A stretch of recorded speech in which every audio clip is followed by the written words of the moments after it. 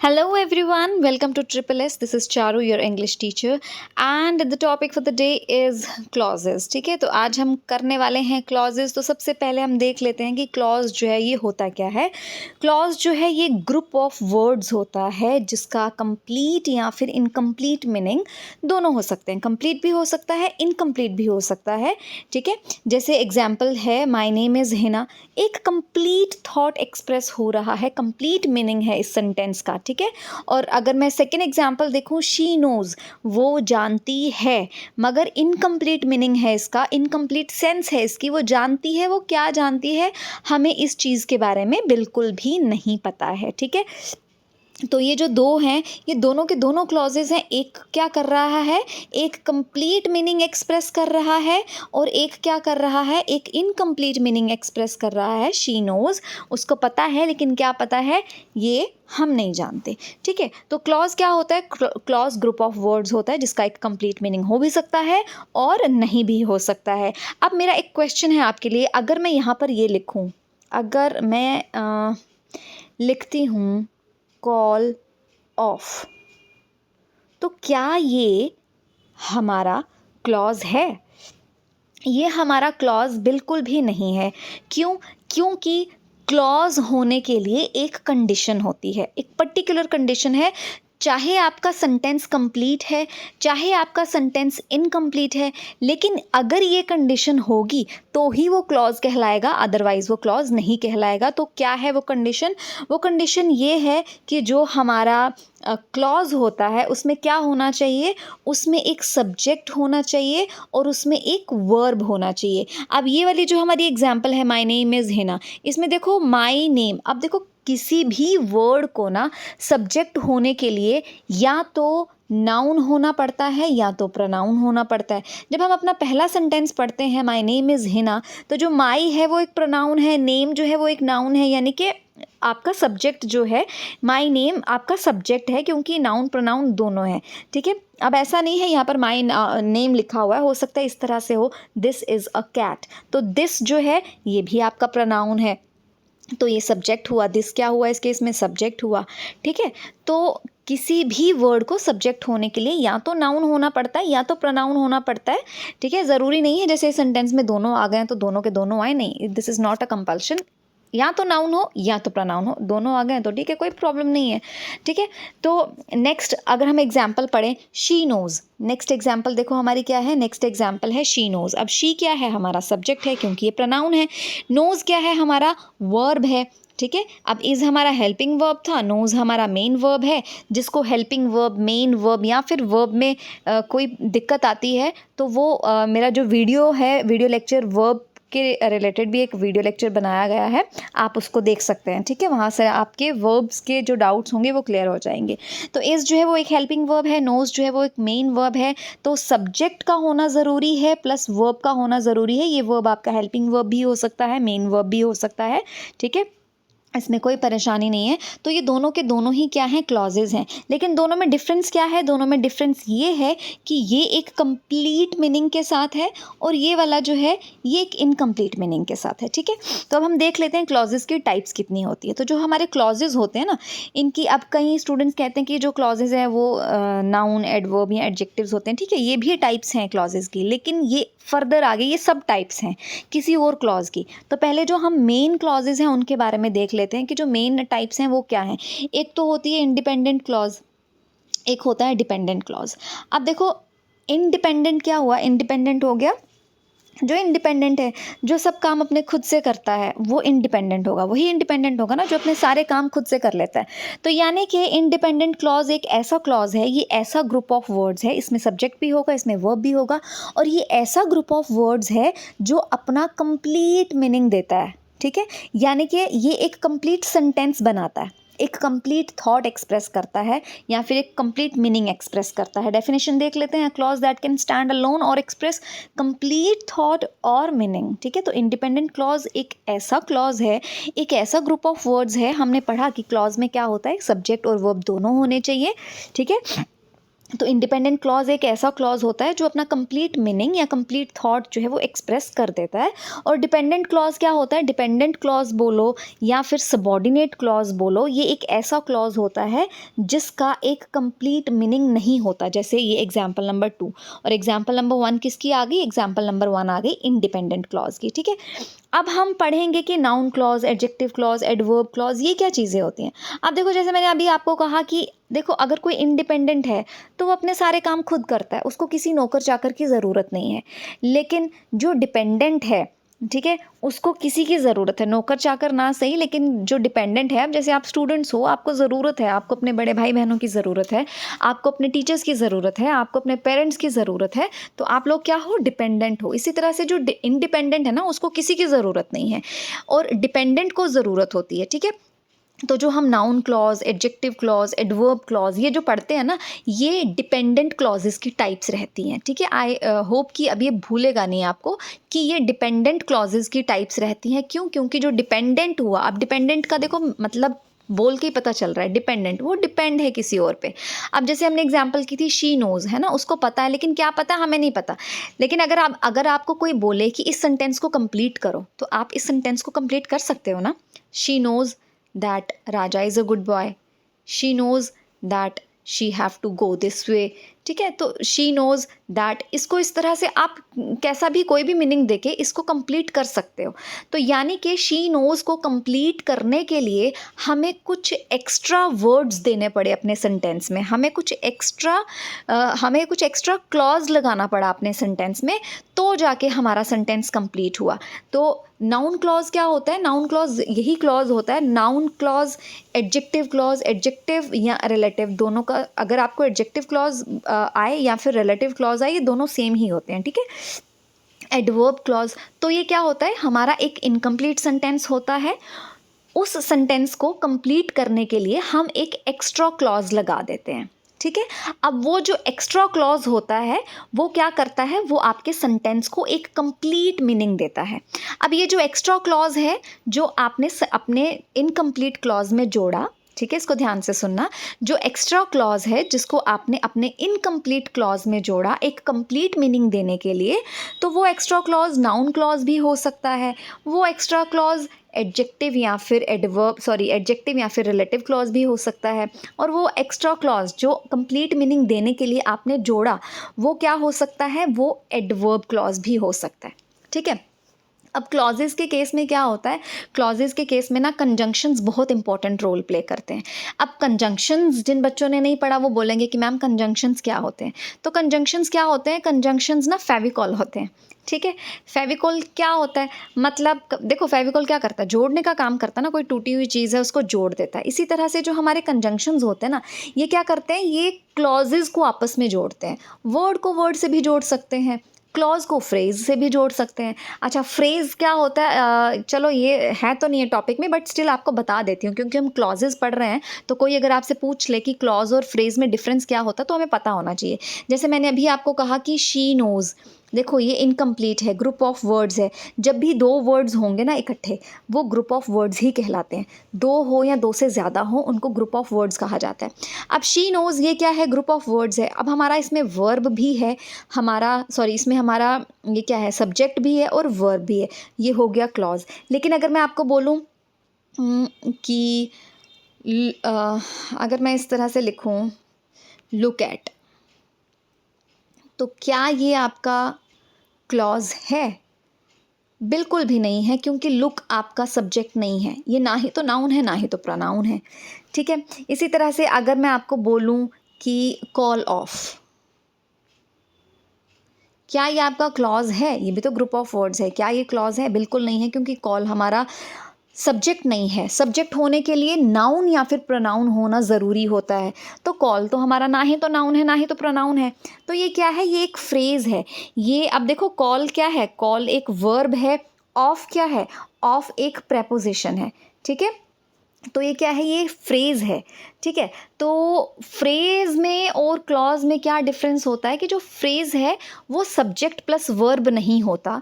Phrase जो है ये वर्ब प्लस प्रेपोजिशन हो सकता है, ये verb plus adverb plus preposition हो सकता है, यानी कि एक सेंटेंस जहाँ पर verb plus adverb plus preposition हो वो भी फ्रेज कहलाएगा, ठीक है, लेकिन वो क्लॉज नहीं होता। तो ये डिफरेंस होता है फ्रेज में और क्लॉज में। आगे फ्रेजेस की वर्बल फ्रेजल वर्ब्स होते हैं, ठीक है। फ्रेजल वर्ब्स में क्या होता है, हमारा वर्ब प्लस एडवर्ब होता है, ठीक है। प्रेपोजिशनल वर्ब्स होते हैं, उसमें क्या होता है, वर्ब प्लस प्रेपोजिशन होता है। जैसे कॉल ऑफ है, इसको हम फ्रेज भी कह सकते हैं, इसको हम प्रेपोजिशनल वर्ब भी कह सकते हैं, ठीक है। ये डिपेंड करता है, ये मैं आपको एक सेपरेट वीडियो लेक्चर में बता दूंगी। फिलहाल यहाँ पे याद रखना क्या ज़रूरी है, क्या अगर आपसे कोई पूछ ले कि फ्रेज़ क्या क्लॉज हो सकता है, तो बिल्कुल भी नहीं हो सकता, क्योंकि जो क्लॉज है उसकी अपनी एक पर्टिकुलर कंडीशन होती है कि क्लॉज में सब्जेक्ट और वर्ब ये दोनों होने चाहिए। लेकिन फ्रेज़ में सब्जेक्ट नहीं होता, उसमें वर्ब प्लस एडवर्ब या वर्ब प्लस प्रेपोजिशन या फिर verb plus adverb plus preposition ये हो सकता है, ठीक है।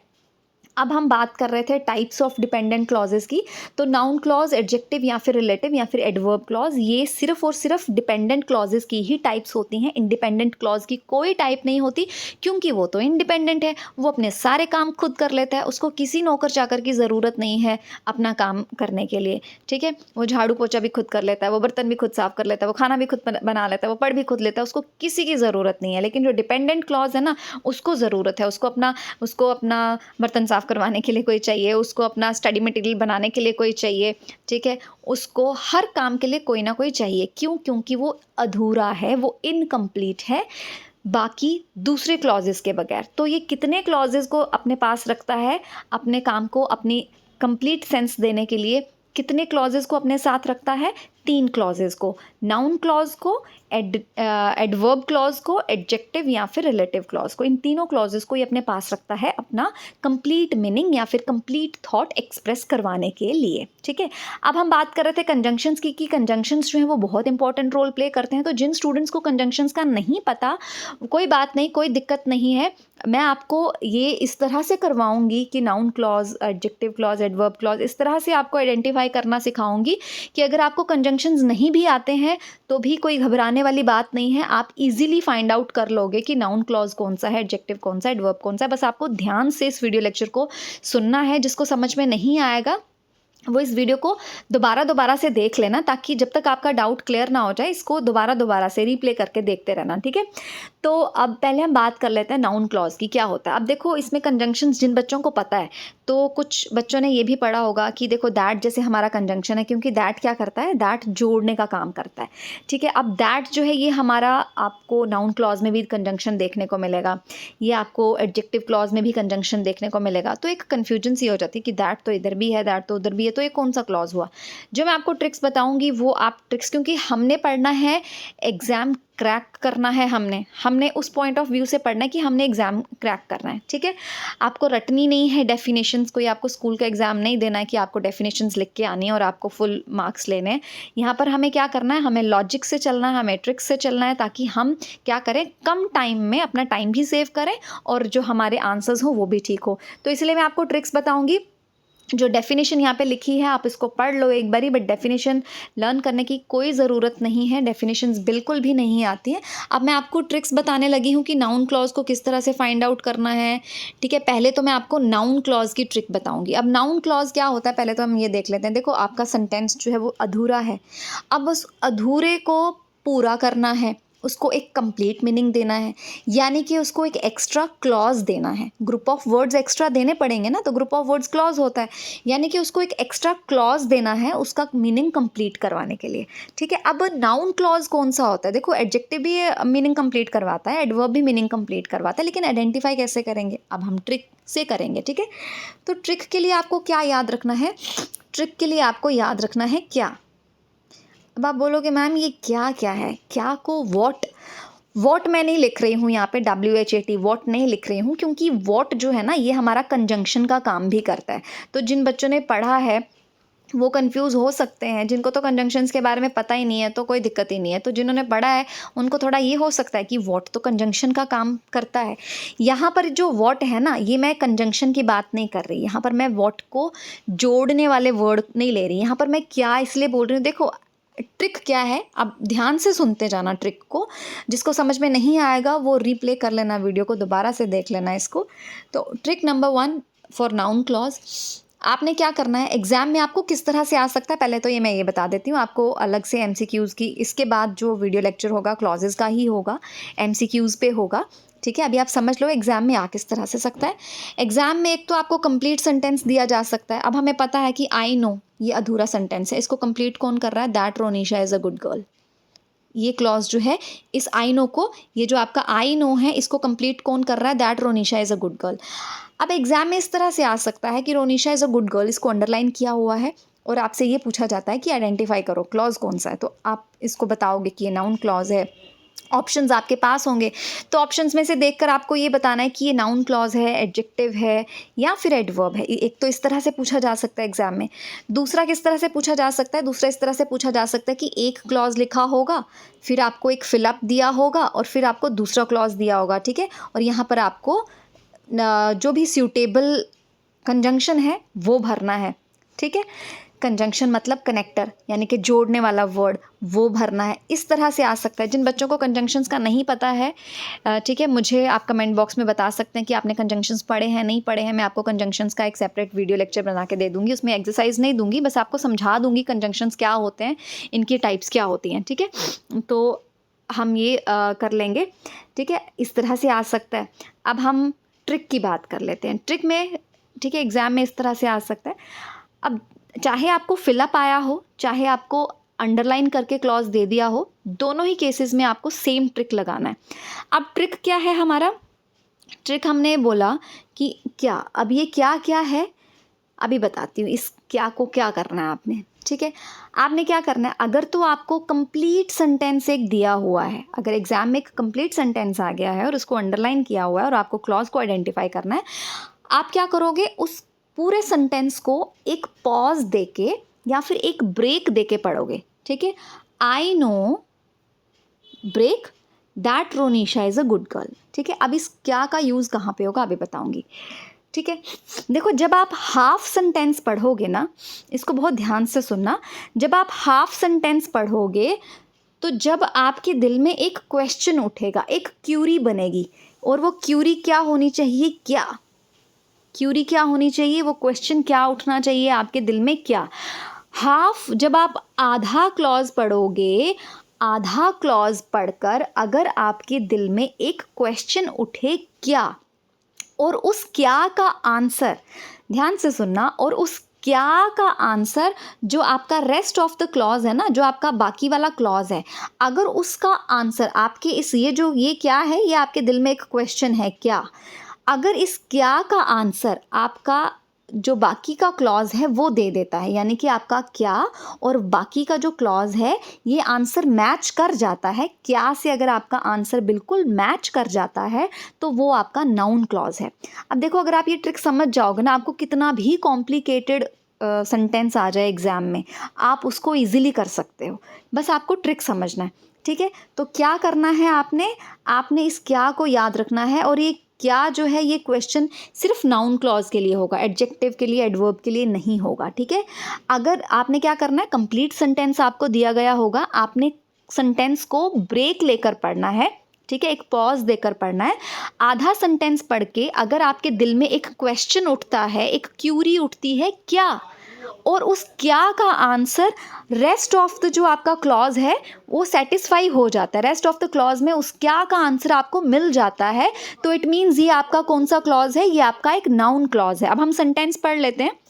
सेंटेंस है, आई नो, मैं जानती हूँ, क्या जानती हूँ, है ना? देखो, आधा सेंटेंस पढ़ा हमने, हमने पहले आधा पढ़ा, आई नो, मैं जानती हूँ क्या, मैं क्या जानती हूँ, मैं ये जानती हूँ that Ronisha is a good girl, Ronisha जो है वो एक गुड गर्ल है।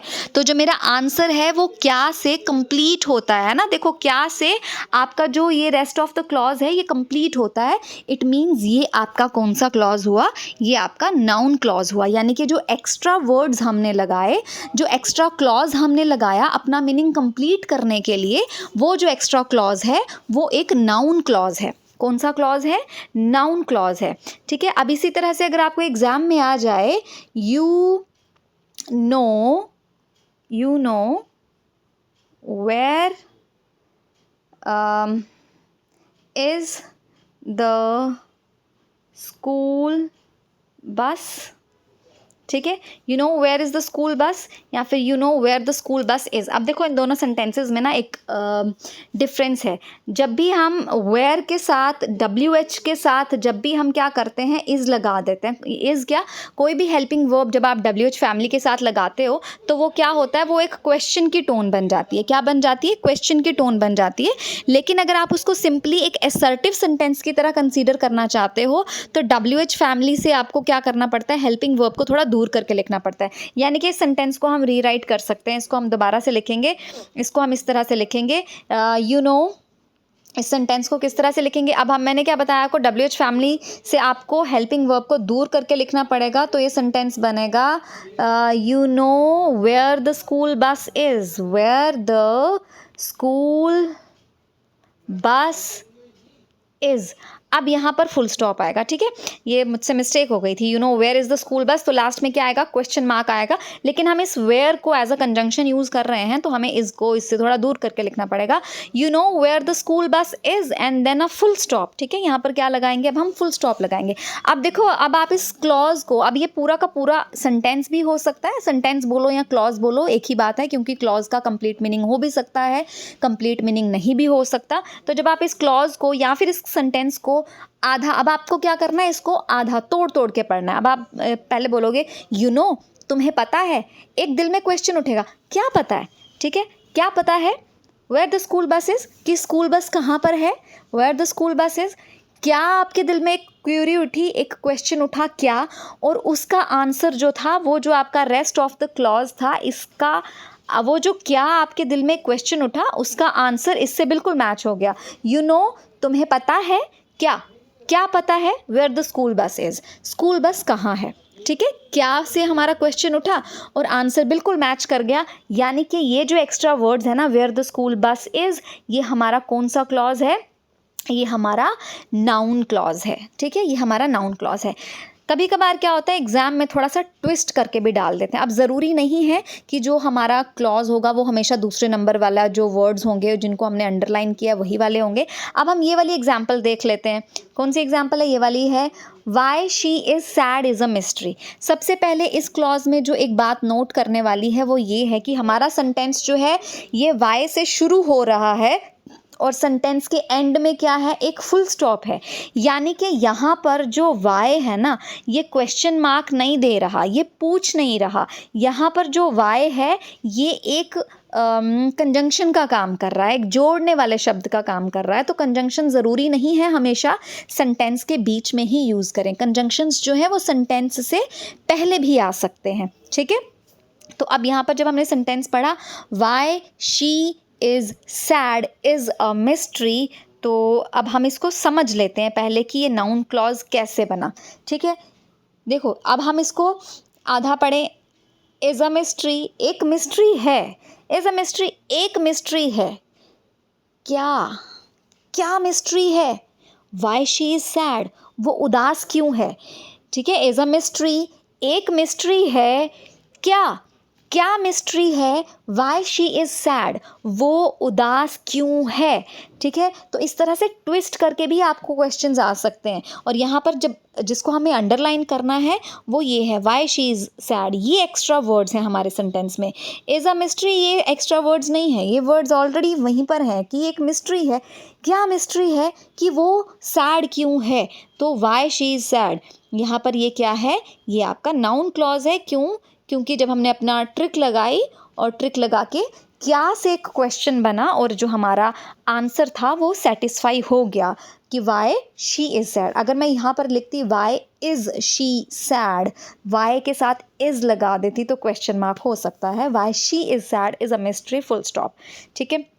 कोई डाउट रह जाता है आप मुझसे पूछ सकते हो, जितने भी होते हैं। अभी प्रीवियस जो मेरी वीडियोस हैं उसमें भी जितने स्टूडेंट्स को डाउट्स हैं, मैंने ट्राई किया है कि मैं हर एक स्टूडेंट के जो डाउट्स हैं वो क्लियर कर सकूं। तो इनकेस कोई डाउट रह जाता है आप लोग मुझसे पूछ सकते हो।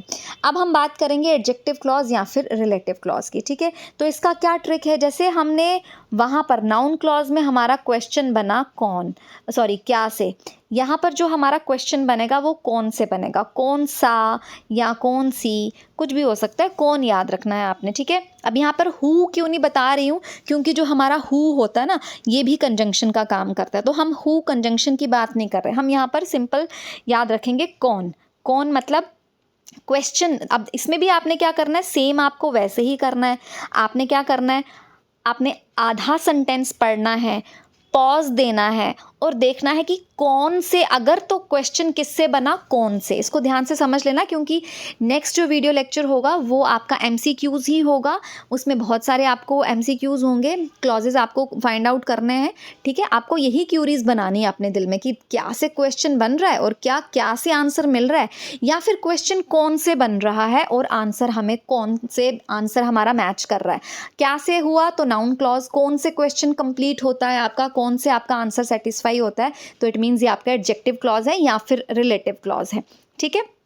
अब हमने क्या किया, एडजेक्टिव क्लॉज या रिलेटिव क्लॉज में हमने करना है, चलो example number 1, this is the house that belongs to mister Raj. ये आपका एक कंप्लीट सेंटेंस है। अब एग्जाम में आपको इस तरह से आ गया है, मान लो दिस इज़ द हाउस और दैट बिलोंग्स टू मिस्टर राज, यहाँ पर इसको अंडरलाइन किया है और पूछा गया है कि बताओ जी कौन सा ये क्लॉज है। ऑप्शंस आपके सामने होंगे, ठीक है। अब आपने इसको आधा ब्रेक कर करके पढ़ना है। दिस इज़ द हाउस, ये वो हाउस है, मतलब इस सेंटेंस का, इस इतने से क्लॉज का मीनिंग क्या बनता है, दिस इज़ द हाउस, ये वो हाउस है। आगे आपके दिल में क्वेश्चन उठेगी, क्या क्वेश्चन बनेगा आपके दिल में, ये वो हाउस है, कौन सा हाउस है, दैट बिलोंग्स टू मिस्टर राज, जो मिस्टर राज से बिलोंग करता है। यानी कि आपका जो क्वेश्चन, जो आपके दिल में एक क्वेश्चन उठा, जो एक क्यूरी उठी, वो उठी कौन से, और आपका आंसर जो है वो, जब आपने रेस्ट ऑफ द क्लॉज पढ़ा, जब आपने आगे वाला क्लॉज पढ़ा, तो कौन जो क्यूरी उठ रही थी, आपका आंसर इस क्लॉज ने दे दिया, यानी कि इस क्लॉज ने आपके कौन की क्यूरी को सेटिस्फाई कर दिया। तो ये कौन सा क्लॉज होगा आपका, ये आपका एडजेक्टिव क्लॉज होगा। दोबारा से बोल रही हूँ, चाहे जितना मर्जी कॉम्प्लिकेटेड कॉम्प्लेक्स सेंटेंस आ जाए ना आपको, अगर आप ये ट्रिक्स याद रख लेते हो, इनको लगाते हो, तो आपके बिल्कुल अप्रोप्रिएट एक्यूरेट आंसर्स निकलेंगे, ठीक है। और इन केस मान लो अगर आपको ये फिलअप में भी आया हो, ठीक है, एग्जाम में इस तरह से आ गया हो, दिस इज़ द हाउस, ठीक है, डैश बिलोंग्स टू मिस्टर राज, इस तरह से भी आ सकता है। अगर मान लो इस तरह से आ गया है, तो आपको पता है कि दिस इज़ द हाउस, ये वो घर है, कौन सा घर है, जो मिस्टर राज से बिलोंग करता है, तो this is the house, that हो सकता है ऑप्शन में, विच हो सकता है ऑप्शन में। अब दैट और विच में भी एक डिफरेंस होता है कि हम देखो बड़े सारे ऐसे, जैसे ही वाला सेंटेंस है, अगर मैं इसको इस तरह से लिख देती, this is the house which belongs to mister Raj, तो क्या दिक्कत थी, तो भी तो ठीक हो सकता था, बिल्कुल ठीक हो सकता है। बड़े सारे ऐसे सेंटेंसेज होते हैं जहाँ पर दैट भी आ सकता है कंजंक्शन, और दैट की जगह पे विच भी आ सकता है। लेकिन बहुत सारे ऐसे सेंटेंसेस भी होते हैं जहाँ पर दैट और विच में भी चूज़ करना पड़ता है। जहाँ पर दैट लगा लोगे तो गलत हो जाएगा, जी हाँ, तो विच आना चाहिए, विच लगा लोगे तो गलत हो जाएगा कि यहाँ पर तो दैट आना चाहिए। ये डिफरेंस भी आपको बता देती हूँ। डिफरेंस क्या होता है, देखो दैट लगाया हमने, और दैट लगाने के बाद एक्स्ट्रा इन्फॉर्मेशन दे दी, है ना। दैट लगाने के बाद क्या किया, एक्स्ट्रा इन्फॉर्मेशन दे दी। तो जब आप सेंटेंस में दैट लगाते हो और जब एक्स्ट्रा इन्फॉर्मेशन देते हो ना, अगर वो एक्स्ट्रा इन्फॉर्मेशन इम्पॉर्टेंट है, मैंडेटरी है, बहुत ज़रूरी है, तो आप क्या करते हो, दैट कंजंक्शन लगाते हो। लेकिन अगर आपकी जो एक्स्ट्रा इन्फॉर्मेशन आगे दी जा रही है, जो आपने एक्स्ट्रा इन्फॉर्मेशन दी है, वो इतनी ज़्यादा ज़रूरी नहीं है, वो इतनी ज़्यादा इम्पॉर्टेंट नहीं है, तो आप क्या यूज़ करते हो, आप विच यूज़ करते हो, ठीक है। यही एक डिफरेंस है दैट और विच में, कि दैट के बाद भी एक्स्ट्रा इन्फॉर्मेशन दी जाती है, विच के बाद भी एक्स्ट्रा इन्फॉर्मेशन दी जाती है। अगर आपकी एक्स्ट्रा इन्फॉर्मेशन जो आपने दी है बहुत ही ज़रूरी, बहुत ही इंपॉर्टेंट, बहुत ही मैंडेटरी है, तो आप दैट यूज़ करते हो। अगर वो बहुत ज़्यादा इंपॉर्टेंट नहीं है, बहुत ज़्यादा ज़रूरी नहीं है, मैंडेटरी नहीं है, तो क्या करते हो, आप विच लगाते हो, ठीक है। अब अगर मैं बोलूँगी आई बॉट अ ड्रेस, मैंने एक ड्रेस खरीदी है, मैं किसी को, मेरा सिर्फ बताने का पर्पज़ क्या है कि मैंने एक नई ड्रेस खरीदी। अब कई लोग क्या कहते हैं, मैंने ना नई ड्रेस खरीदी, उसका पता है वो 10,000 की है। अब क्या ज़रूरत है उसको बताने की कि ये 10,000 की है या 20,000 की है या 500 की है, बताने की क्या ज़रूरत है, कंपल्शन नहीं है ना, है ना। तो अब मैं इसको इस तरह से बोल सकती हूँ, I bought a new dress which costs rupees इतना, ठीक है। यहाँ पर विच इसीलिए लगा है क्योंकि जो मैं आगे की इन्फॉर्मेशन दे रही हूँ ना वो ऐसी ही है, वो अननेसेसरी इन्फॉर्मेशन है, किसी को क्या लेना देना कि ये कितने की है कितने की नहीं है, ठीक है। तो ये डिफरेंस होता है दैट और विच के बीच में। आई होप कि ये क्लियर हो गया होगा। और एडजेक्टिव क्लॉज के लिए जो आपको ट्रिक बताया है, अब आपको ये ट्रिक याद रखना है। ट्रिक क्या है कि अगर आप अपना जो सेंटेंस, आपने क्या करना है, पॉज दे के सेंटेंस पढ़ना है। दिस इज़ द हाउस, ये वो हाउस है, ये वो घर है। कौन सा घर है? ये वो घर है। कौन सा घर है? जो मिस्टर राज से बिलोंग करता है। कौन से क्वेरी उठी, कौन से आंसर सेटिस्फाई हो गया, तो दिस मीन्स ये आपका क्या है, एडजेक्टिव क्लॉज है या फिर रिलेटिव क्लॉज है, ठीक है। नेक्स्ट एग्जाम्पल भी देख लेते हैं। नेक्स्ट एग्जाम्पल है इट वॉज अ प्रोजेक्ट, ये वो प्रोजेक्ट था। कौन सा प्रोजेक्ट था?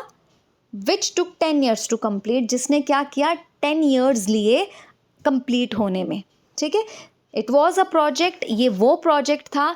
कौन सा प्रोजेक्ट था? अब यहाँ पर अप्रोप्रिएट देखो विच लिखा है, लेकिन यहाँ पर अप्रोप्रिएट क्या कंजंक्शन होनी चाहिए, यहाँ पर अप्रोप्रिएट दैट कंजंक्शन होनी चाहिए, क्योंकि ये एक इन्फॉर्मेशन है, एक और नेसेसरी इन्फॉर्मेशन है, बताया जा रहा है कि 10 years लिए इसने कंप्लीट होने में, तो अप्रोप्रिएट यहाँ पर दैट होना चाहिए, ठीक है। तो इट वॉज अ प्रोजेक्ट, ये वो प्रोजेक्ट था। अब क्या आपका क्यूरी क्या उठ रही है, दिल में क्या क्वेश्चन उठ रहा है, कौन सा? इट वॉज अ प्रोजेक्ट, ये वो प्रोजेक्ट था। कौन सा प्रोजेक्ट था?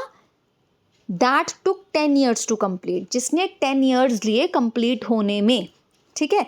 तो ये आपका कौन सा हो गया, एडजेक्टिव क्लॉज। अब आ गया हमारा एडवर्ब क्लॉज, बहुत ही इजी है। यहाँ पर एडवर्ब क्लॉज की आगे मैंने फर्दर टाइप्स दे दी हुई हैं, ठीक है। टाइप्स अगर मैं नहीं भी दूं तो भी चलेगा, क्योंकि एग्जाम में आपको adverb clause of place, time, purpose ये कोई नहीं पूछेगा, बट स्टिल जैसे मैंने बोला कि पता होना चाहिए, ठीक है। अब हम पढ़ रहे हैं तो हम सिर्फ देख लेते हैं कि एडवर्ब क्लॉज की जो टाइप्स होती हैं वो क्या होती हैं। सबसे पहले तो मैं आपको ये बता देती हूँ आपने एडवर्ब क्लॉज को आइडेंटिफाई कैसे करना है।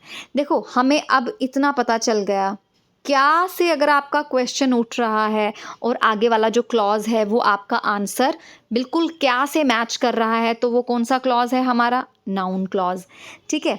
आपने आधा सेंटेंस पढ़ा और आधा सेंटेंस पढ़ के आपके दिल में क्वेश्चन उठा, कौन सा या कौन सी, कौन एक क्वेश्चन उठा, और जब आपने आगे वाला क्लॉज पढ़ा तो उस कौन का आंसर मतलब बिल्कुल मैच हो गया, तो वो आपका क्या होगा, वो आपका एडजेक्टिव क्लॉज होगा, ठीक है।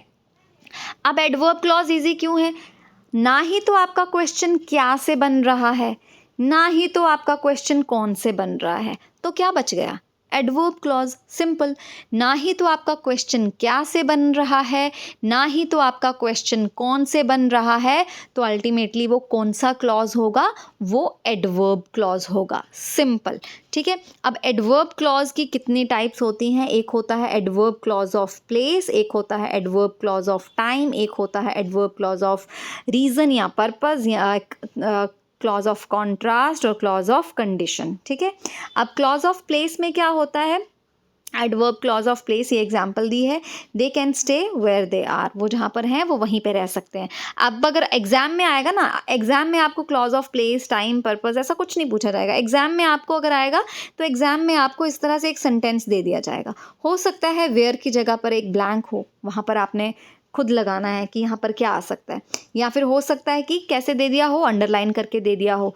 दे कैन स्टे, वो वहीं पे रुक सकते हैं, कहाँ पे रुक सकते हैं, वेयर दे आर, जहाँ पर वो हैं। अब जब मैंने आधा सेंटेंस पढ़ा तो क्वेश्चन क्या बना, कहाँ पर, दे कैन स्टे, वो रुक सकते हैं, कहाँ पर रुक सकते हैं। अब देखो कहाँ पर रुक सकते हैं, ना ही तो कौन से बना, ना ही तो क्या से बना, आपको ज़्यादा सोचना ही नहीं, आपने बस देखना है कि क्या से भी क्वेश्चन नहीं बना, तो नाउन तो होगा नहीं, कौन से भी क्वेश्चन नहीं बना, नो, तो ये एडजेक्टिव भी नहीं होगा, तो अल्टीमेटली क्या रह गया हमारे पास, एडवर्ब क्लॉज, तो ये आपका क्या है, एडवर्ब क्लॉज है। I always take a bath before I go to bed, ठीक है, सोने से पहले, बेड पे जाने से पहले I always take a bath, तो यहाँ पर क्या आएगा, या ना ही तो क्या से बन रहा है, ना ही तो कौन से बन रहा है, ये क्या आ गया आपका, ये आपका एडवर्ब क्लॉज आ गया। अब यहाँ पर देखो हमने टाइम की बात की है, इस सेंटेंस में क्या किया है, टाइम की एक टाइम पीरियड मेंशन किया है कि सोने से पहले, ठीक है, बिफोर, यहाँ पर ये आपका एडवर्ब क्लॉज ऑफ टाइम आ गया। I dance because I like dancing, अब यहाँ पर रीज़न दिया गया है ना, तो ये क्या हो गया, एडवर्ब क्लॉज ऑफ रीज़न या पर्पस। अगर हम देखें एग्जामिनेशन पॉइंट ऑफ व्यू से देखें तो वहाँ पूछा जाएगा एडजेक्टिव है, रिलेटिव है, नाउन है कि नहीं है, तो ये एडवर्ब क्लॉज है, क्योंकि ना ही तो कौन से बन रहा है क्वेश्चन, ना ही तो क्या से बन रहा है, तो ये कौन सा है, एडवर्ब क्लॉज। आई डांस मैं डांस करती हूँ बिकॉज आई लाइक डांसिंग, मुझे डांसिंग करना अच्छा लगता है, ठीक है।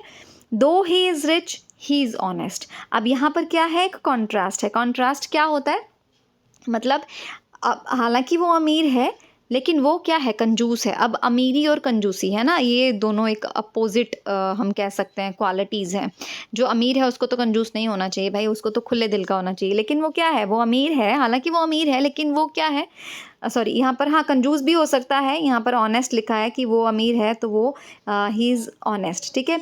इस तरह से ये आपका आ गया एडवर्ब क्लॉज ऑफ कॉन्ट्रास्ट। और next is adverb clause of condition. You may come if you want, तुम आ सकते हो अगर तुम चाहो। तो कंडीशन वाले सेंटेंसेस क्या होते हैं, कंडीशनल सेंटेंसेस, जहाँ पर भी हमारे सेंटेंस में अगर होगा ना, इफ़, देखो इफ़ वाले सेंटेंसेस विश वाले भी हो सकते हैं। तो आपको सिर्फ सेंस याद रखनी है कि अगर आपके सेंटेंस का जो सेंस है वो इस तरह से कॉज एंड रिजल्ट निकलता है कि अगर तुम ऐसा करोगे तो ऐसा हो जाएगा, है ना। एक कॉज है और एक रिजल्ट है। अगर वाले सेंटेंसेस हैं, अगर ऐसा हो गया, अगर तुम ऐसा करोगे, अगर ऐसा हो गया तो, ठीक है। तो अगर वाले सेंटेंसेस जो हैं वो आपके कंडीशनल सेंटेंस होते हैं। तो यहाँ पर तो सामने इफ़ लग गया, कंडीशन वाला सेंटेंस आ गया, तो एडवर्ब क्लॉज ऑफ कंडीशन हो गया, ठीक है। आई होप कि आपको क्लॉजेज क्लियर हो गए। इंडिपेंडेंट क्लॉज की कोई टाइप नहीं होती है, डिपेंडेंट क्लॉजेज की ही टाइप्स होती हैं। जो हम टाइप्स पढ़ते हैं, एडवर्ब, एडजेक्टिव, रिलेटिव, नाउन, ये एडवर्ब, ये सारी डिपेंडेंट की ही टाइप्स होती हैं, क्योंकि इंडिपेंडेंट तो अपना काम खुद करता है, उसको किसी की ज़रूरत नहीं है। लेकिन डिपेंडेंट को अपना मीनिंग कंप्लीट करने के लिए नाउन की ज़रूरत पड़ जाती है, नाउन क्लॉज की ज़रूरत पड़ जाती है, एडजेक्टिव क्लॉज की ज़रूरत पड़ जाती है, एडवर्ब क्लॉज की ज़रूरत पड़ जाती है। इसीलिए ये सारी क्या होती हैं, डिपेंडेंट क्लॉजेज की टाइप्स होती हैं, ठीक है। तो आई होप यहाँ तक आपका बिल्कुल क्लियर हो गया होगा। कोई डाउट होगा आप मुझसे पूछ सकते हो। और जो आपका नेक्स्ट वीडियो लेक्चर होगा वो इसी पे एमसीक्यूज होंगे। तो जिसको समझ में नहीं आया, पहले तो आप इस वीडियो को रिप्ले कर लो, दोबारा से देख लो। अगर फिर भी समझ में नहीं आता है तो आई एम हेयर ओनली, ठीक है, आपकी हेल्प करने के लिए। तो till then wish you all the very best. पढ़ते रहिए, खूब तरक्की कीजिए। Bye, take care.